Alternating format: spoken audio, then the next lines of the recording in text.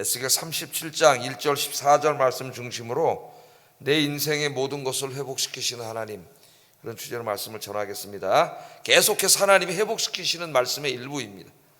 자, 에스겔 37장은 마른 뼈들로 가득 차 있는 한 골짜기의 참혹한 모습을 통해서 이스라엘의 실존적 또 영적인 모습을 보여주는 환상 이야기입니다. 그러니까 오늘 여기에 나오는 이 환상은 에스겔 시대에는 이스라엘의 상태를 보여주는 모습이지만은 지금 이 시기에는 우리의 모습을 보여주는 그런 모습일 수도 있어요. 그래서 한번 이 에스겔 37장의 이 모습을 그림으로 한번 이렇게 그려봤습니다. 인공지능이 그려줬어요. 재미나이가. 맨 처음에는 뼈가 조금밖에 없어서 제가 좀 산더미처럼 쌓이게 좀 그려라 그랬더니 이렇게 그려놨습니다. 자, 이 모습을 본 거예요. 이스라엘의 이것이 역사적 실존적 모습이고 또 영적인 모습입니다. 하나님 그렇게 말씀하셨죠. 이게 이스라엘이라 그랬어요. 하나님이 물어보는 거죠. 이 뼈들이 다시 살아날 수 있겠는가? 이 뼈들이 다시 살아날 수 있겠는가?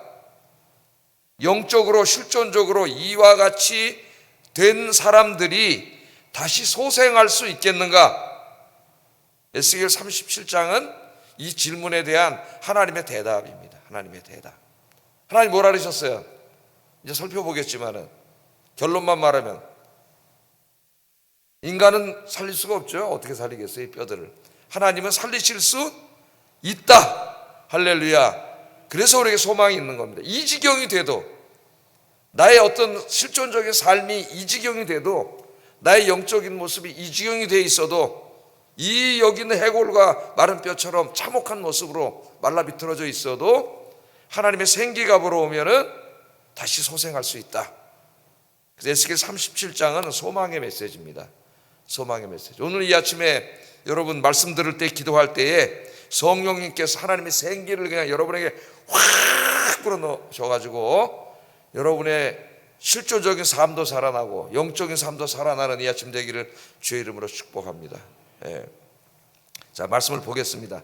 하나님께서 성령의 능력으로 환상을 통해서 에스겔을 어느 음침한 골짜기로 데려갔습니다. 그러니까 진짜 데려간 게 아니라 환상 중에 성령의 능력으로 데려간 거예요. 자, 에스겔은 성령에 이끌려서 한 골짜기를 보았는데 그곳에는 정말 끔찍한 광경이 있었습니다. 사람의 뼈들로 가득 차 있었어요. 1, 2절 한번 읽어보겠습니다. 시작.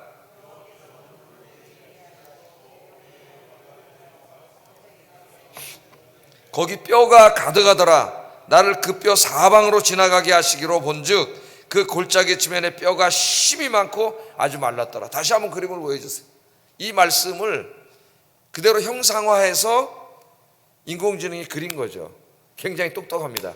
인공지능이 굉장히 실감나게 그렇게 그리지 않았습니까? 자, 뭐라 그랬어요? 뼈가 매우 많았다 그랬어요. 뼈가 많죠. 지금 산더미처럼 쌓여 있습니다. 뼈가 많았다 그랬어요. 그리고 그 다음에 어떻게 했어요? 뼈들이 아주 말랐다 그랬어요. 좀 말라 비틀어져 있잖아요. 이건 뭘 말하는 거예요? 두 가지 사실을 보여줍니다. 많은 사람들이 죽었다는 거, 뼈가 쌓여 있으니 이걸 보여주고, 두 번째는 죽은 지 굉장히 오래됐다는 거예요. 뼈가 말랐잖아요. 사람이 죽어서 다 썩어서 없어지고 그 뼈도 저렇게 아주 완전히 말라버렸습니다. 죽은 지 오래된 거예요. 자, 하나님께서 이 마른 뼈들을 보고 몹시 놀라고 있는 에스겔에게 질문을 하십니다. 3절에 보면은 그가 내게 이르시되 인자야 이 뼈들이 능히 살 수 있겠느냐? 에스겔에게 하나님 물어보셨어요. 능히 살 수 있겠느냐? 에스겔이 보니까 깜짝 놀랐습니다. 이게 도대체 있을 수 없는 일이었어요. 그래서 에스겔이 이게 어떻게 살아나지? 그러다가 하나님 질문을 하시니까 이렇게 대답을 합니다. 주께서 아십니다. 주께서 아십니다. 자기 생각과 이성으로는 도저히 이게 어떻게 살아날 수 없을 것 같은데 하나님 물어보셔요. 살아날 수 있겠느냐? 근데 하나님은 하실 수 있잖아요. 믿음이 없는 건 아닌데 이 뼈들, 산더미처럼 쌓여있는 뼈들을 볼 때 이렇게밖에 대답할 수 없었던 거예요. 주님께서 아십니다. 주님께서 아십니다. 그렇게 대답을 했습니다. 하나님께서 여러분에게 질문하시면 여러분은 뭐라고 대답하시겠습니까? 여러분 공동묘지에 데려가셔가지고 공동묘지에 저 용밀인 공동묘지에 데려가셔서 무덤 속에 있는 뼈들을 잔뜩 다 끄집어 하나님 내셔놓고 쌓아놓고 이게 다시 살아날 수 있겠느냐? 여러분에게 물어보시면 어떡하겠습니까? 하나님 납골당으로 여러분 모시고 가셔가지고 납골당에 있는 뼈들을 다 아주 다 탔죠. 거기는 다 끝내놓고 이게 다시 살아날 수 있겠느냐? 중요한 질문이에요. 여러분, 이 환상이 부활과 연관되어 있기 때문에 굉장히 중요한 질문입니다. 언젠가는 우리가 다 뼈로 돌아가고 재로 돌아갈 거기 때문에 다시 살아날 수 있겠느냐? 그럼 여러분 어떻게 대답하시겠어요? 이게 또 우리의 인생의 모습에 대한 상징이고 나의 영적인 모습에 대한 어떤 상징적인 모습이라면 어떻게 대답하시겠습니까? 이 지경이 된 사람이 다시 살아날 수 있겠느냐? 하나님 그렇게 물어보시면은 어떻게 대답할 수 있겠습니까? 도저히 이거 어떻게 살아나겠어요? 그러나 누구는 살릴 수 있어요? 하나님만이 살릴 수 있습니다. 하나님은 살릴 수 있어요. 그래서 하나님께서 에스겔에게 이 뼈들을 향하여 내가 지금부터 너에게 주는 말을 그대로 대언하라 그랬어요. 대언하라. 어떤 말이냐? 그게 5절 6절입니다. 주 여호와께서 이 뼈들에게 이같이 말씀하시기를 내가 생기를 너희에게 들어가게 하리니. 이게 중요하죠. 이제 생기, 하나님의 생명입니다. 생명.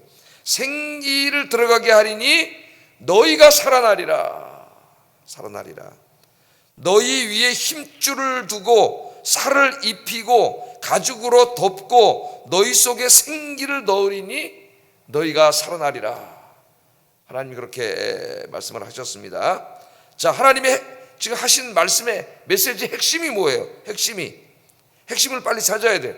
핵심이 뭐예요? 하나님의 생기가 들어가면 저 마른 뼈들이 살아난다는 겁니다. 하나님의 생기가 들어가면 핵심이 뭐예요? 하나님의 생기예요. 생기. 생명이 들어가면 살아난다. 하나님 그렇게 말씀하시고 이 말 그대로 뼈들에게 대언하라. 대언하라 그렇게 말합니다. 에스겔이 하나님의 말씀에 순종했습니다. 마른 뼈들을 향하여 이 말씀 그대로 외쳤어요. 놀라운 일이 벌어지기 시작했습니다. 뼈들이 움직이는 거예요. 갑자기 쌓여있는 뼈들이 다 누구 뼈인지도 모르잖아요. 다 죽어서 섞여 있습니다. 산더미처럼 쌓여 있는데 이 뼈들이 막 움직이면서 서로 붙기 시작하는 겁니다. 7절 8절 읽어봅니다. 시작. 내가 보니 그 뼈에 힘줄이 생기고 살이 오르며 그 위에 가죽이 덮이나. 이게 뭐예요? 뼈들이 쌓여 있는데 누군가의 죽은 사람들의 뼈가 섞여 있는 거잖아요. 그런데 뼈들이 막 움직이더니 자기 뼈들을 다 찾아가는 거예요. 찾아가서 손길이 착착착착착 붙고 발가락이 착착착착 붙고 여기저기 흩어져 있던 갈비뼈가 다 착착착착착, 머리도 자기 뼈가 원래 그 사람의 뼈들이 와서 딱 붙어. 그러더니 그 다음에 어떻게 됐어요? 힘줄이 생기고 살이 붙고 가죽이 덮이고. 그리고 다음 그림을 한번 보세요. 다음 그림을. 이거를 그릴 수 있을까? 이렇게 했더니 잘 보이나요? 저 막 살아나잖아요. 살아나가지고 저렇게 이것도 인공지능이 그린 겁니다. 굉장히 잘 그린 거예요. 자, 이러더니 막 그 뼈들이 지금 사람이 되잖아요. 사람이 착착착 저게 막 해서 막 일어나가지고 어떻게 됐어요? 큰 군대처럼 됐다 그랬습니다. 9절 10절 한번 읽어보겠습니다. 시작.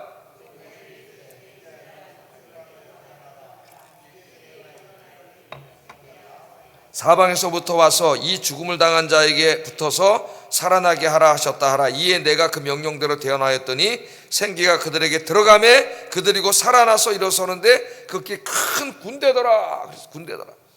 그래서 아까 그게 이제 막 살아나는 중간의 모습이고, 야 군대라 그랬으니까 좀 군대로 한번 그려봐라 그랬더니 거기서는 못 그리더라고요. 더 이상 이 능력으로는 아직까지 더 똑똑해지기 때문에 앞으로 어쩜 이게 막 변화되는 그림을 이제 그릴 수도 있을 거예요. 아마 나중에 이제 우리 제 비서입니다. 제 비서. 누가 이걸 그려주겠어요? 비서로. 자, 힘줄과 살이 붙어가지고 이제 뼈만 있었는데 이렇게 돼 있죠. 근데 죽었잖아요. 아직까지. 그런데 뭐가 들어갔어요? 생기가 들어가라 그랬더니 하나님의 생명이 쫙 들어가니까 그냥 쫙 살아났는데, 그 마른 뼈같이 다 말라 비틀어져 있었는데 큰 군대가 됐다 이겁니다. 자, 이 마른 뼈의 환상이 뭐냐? 하나님께서 해석해 주셨어요. 자세하게 해석해 주셨습니다. 이거는 이제 환상을 본 거고, 이제 중요한 건 뭐예요? 그 환상의 의미겠죠. 의미. 이 무슨 의미냐? 11절 읽어봅니다. 시작. 이스라엘 온 족속이라 그들이 이르기를 우리의 뼈들이 말랐고 우리의 소망이 없어졌으니 우리는 다 멸절되었다 하느니라. 이 지금 공동묘지에 있는 마른 뼈들의 모습이 이스라엘의 모습이라는 거예요. 이스라엘의 모습. 그러니까 첫째는 이스라엘의 정치적, 역사적, 실존적인 모습입니다. 그들의 삶이에요. 삶. 지금 어떻게 됐어요? 나라가 망했잖아요. 죄짓고 살다가.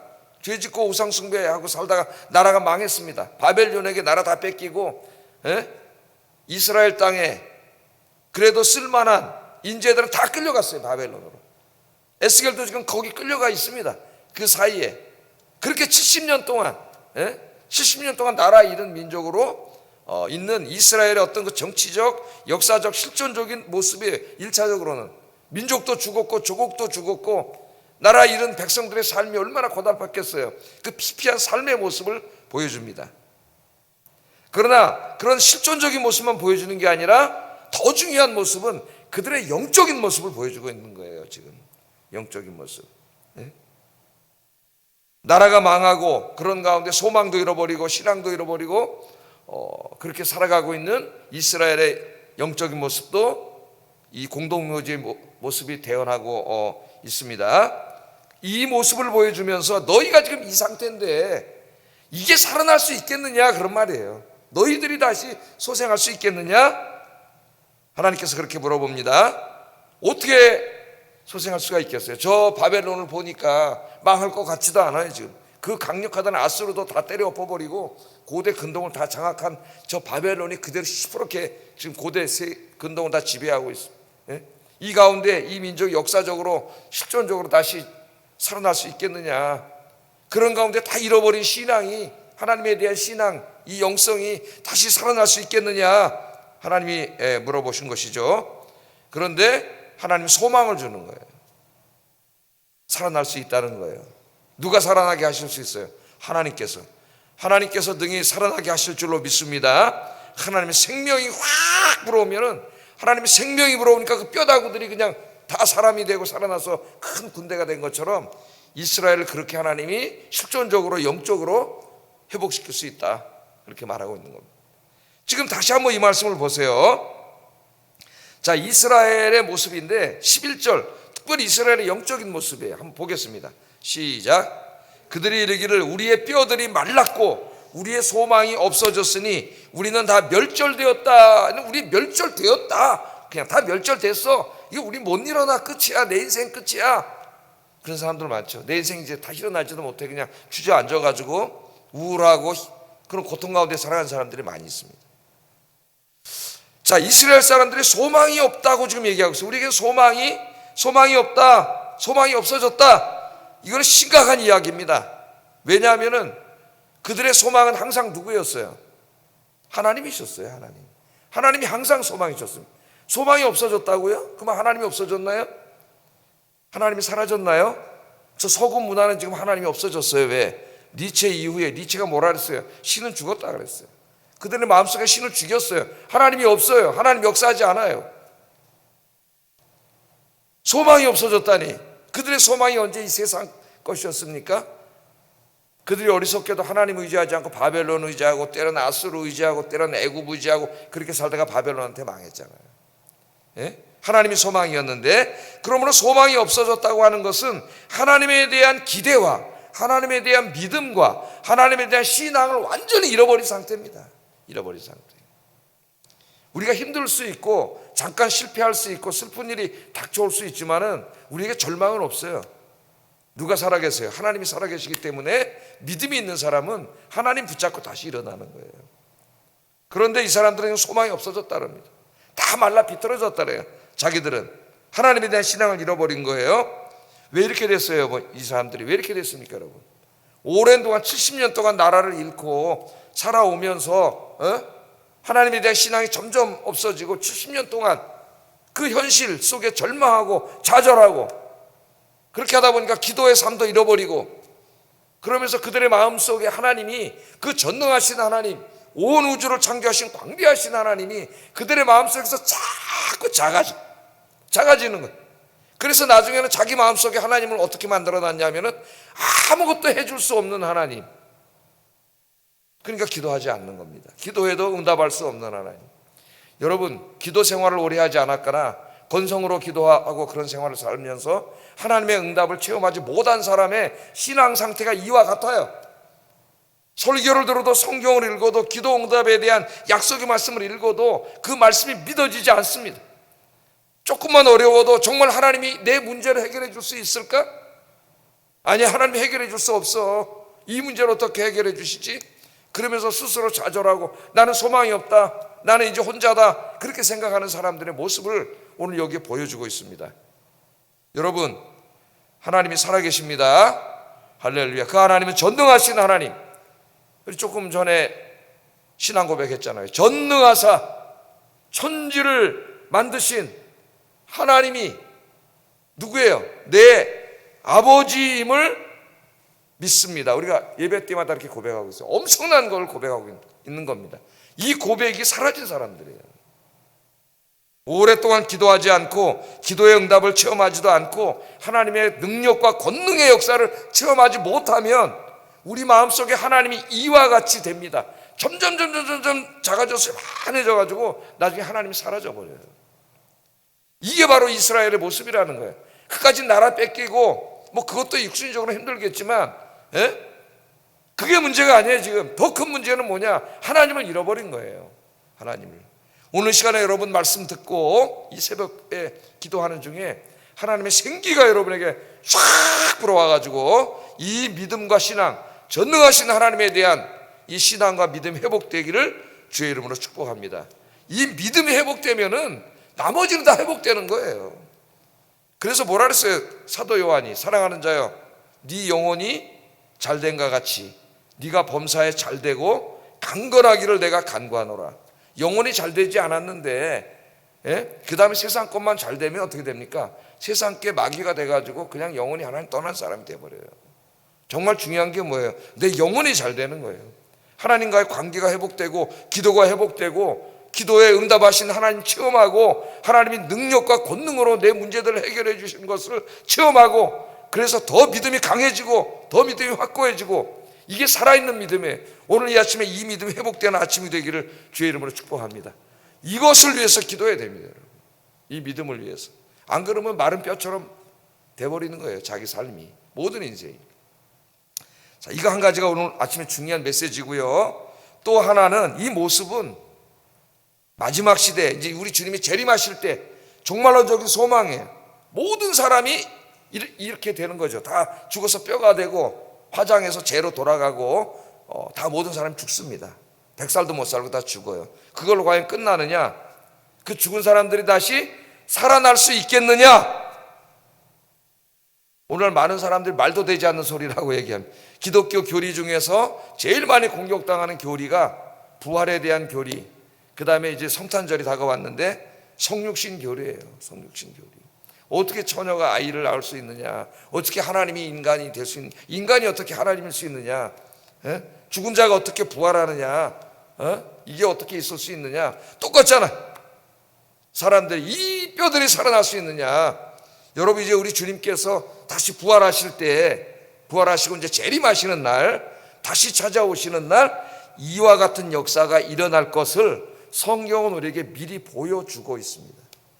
다 이제 화장을 했다가 생각해 보세요. 그럼 이제 유골함에다 다 넣은 사람도 있고, 다 이제 뿌린 사람도 있을 거예요. 뿌려서 땅 속에 다 흩어져. 어떻게 되지? 염려하지 마세요. 우리가 염려할 일이 아니에요. 누가 하셔요? 하나님이 하시죠. 하나님이 어떤 분이에요? 흙으로